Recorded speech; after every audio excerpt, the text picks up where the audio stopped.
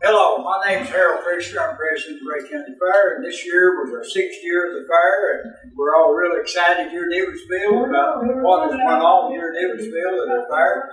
And I've got with me today Brittany and Sylvia.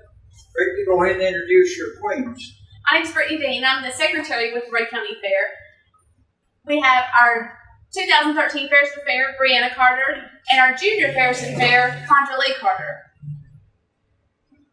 Our Fairs of the Fair receives a $1,000 scholarship and will be competing in January at the state competition against 56 other counties. Sylvia? I'm Sylvia Capps, and I'm on the executive board, and I'm also over the Our Fair Lady pageant.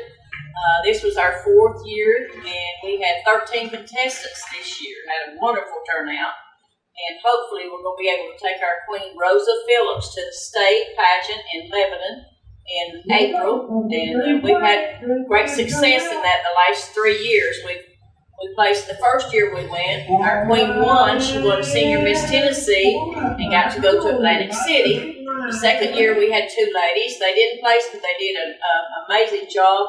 The third year we took a lady, Sandra Weaver, and she got first runner-up. So we've had great success at the state. We had a good year.